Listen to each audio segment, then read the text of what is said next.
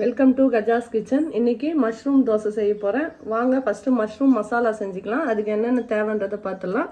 200 gram mushroom பொடியாக cut பண்ணி எடுத்து வச்சுருக்கேன். 2 தக்காளி, 2 சின்ன வெங்காயம், பொடியாக கட் பண்ண கொத்தமல்லி, கருவேப்பிலை. இவ்வளோ தாங்க இதுக்கு தேவையான பொருள். வாங்க மசாலா ரெடி பண்ணிடலாம். ஒரு வானல் வச்சு எண்ணெய் ஊற்றிக்கலாம். பிரிஞ்சி இலை, பட்டை, லவங்கம், ஒரு பிஞ்சு ஏலக்காய் போட்டு கலக்கலாம். வெங்காயம் போட்டுக்கலாம்.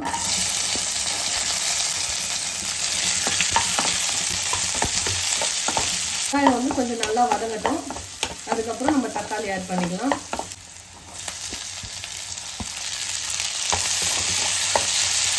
இதுக்கு தக்காளி வந்து நல்லா பொடியாக கட் பண்ணி வச்சுக்கணும்.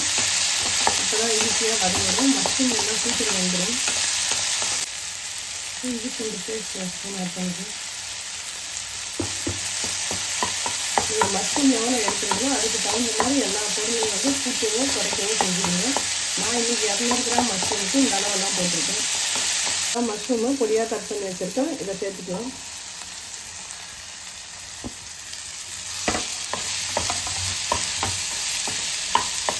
மசாலாவுக்கு தேவையான உப்பு காரம்லாம் ஆட் பண்ணிக்கலாம். உங்களுக்கு எவ்வளோ ஸ்பைசஸ் வேணுமோ அதுக்கேற்ற மாதிரி நீங்கள் சேர்த்துங்க. மிளகாத்தூள், மல்லித்தூள், பட்டை, கரம் மசாலா, மசாலாவுக்கு தேவையான உப்பு.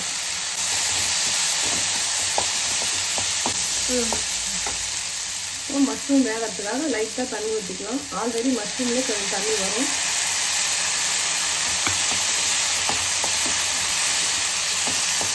ஒரு 2 நிமிஷம் காளான் வந்து வேகட்டும். அதை மூடி வச்சிடலாம். 2 நிமிஷம் ஆயிடுச்சு. ஓப்பன் பண்ணி பார்த்தோம்.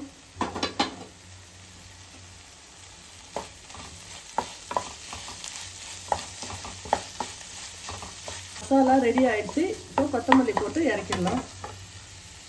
இதுக்கு வந்து கொத்தமல்லி வந்து கொஞ்சம் நிறைய போடணும். இப்போதான் நல்லா வாசனையாக இருக்கும் மசாலா. இது வந்து கிட்டத்தட்ட ஒரு நான்வெஜ் டேஸ்ட்டில் தான் இருக்கும். நான்வெஜ் சாப்பிட பிடிக்காதவங்க இந்த மாதிரி மஷ்ரூம் வந்து செஞ்சு சாப்பிட்லாம். மஷ்ரூம் மசாலா ரெடி ஆகிடுச்சு. இப்போ தோசையில் ஸ்டஃப் பண்ணி சாப்பிட்லாம். இது வந்து தோசை வந்து முருகலாக இருந்தால் தான் சூப்பராக இருக்கும். இப்போது தோசை ஊற்றிக்கின்னு நம்ம பண்ணி வச்சுருக்கிற மசாலாவை இதில் வந்து வச்சுக்கலாம். நீங்கள் வந்து இதுக்கு வந்து நெய்யும் போட்டுக்கலாம், எண்ணெயும் போட்டுக்கலாம். நான் இன்றைக்கி வந்து கீ தான் போட்டிருக்கிறேன். கொஞ்சம் நல்லா மசாலாவை நல்லா அதிகமாகவே வச்சுங்க. அப்போ தான் டேஸ்ட்டாக இருக்கும். இப்போ பாருங்கள், நல்லா நம்மளுக்கு வந்து தோசை வந்து நல்லா முருகலாக வெந்துடுச்சு. நான் ஹோட்டல் ஸ்டைலில் ட்ரையாங்கிள் ஷேப்பில் மடிச்சிருக்கேன். குழந்தைங்க வந்து விரும்பி சாப்பிடுவாங்க. இந்த ஷேப்பில் நம்ம கொடுத்தோம்னா ஹோட்டலில் சாப்பிட்ற ஃபீலிங் இருக்கும் பசங்களுக்கு. இப்போ பாருங்கள், சூப்பராக மஷ்ரூம் தோசை ரெடி ஆகிடுச்சு. நீங்களும் ட்ரை பண்ணி பாருங்கள். ரொம்ப டேஸ்ட்டு சூப்பராக இருக்கும். இந்த வீடியோ பிடிச்சிருந்தா லைக் பண்ணுங்கள், ஷேர் பண்ணுங்கள், கமெண்ட் பண்ணுங்கள். மறக்காமல் சப்ஸ்கிரைப் பண்ணுங்கள். தேங்க்யூ.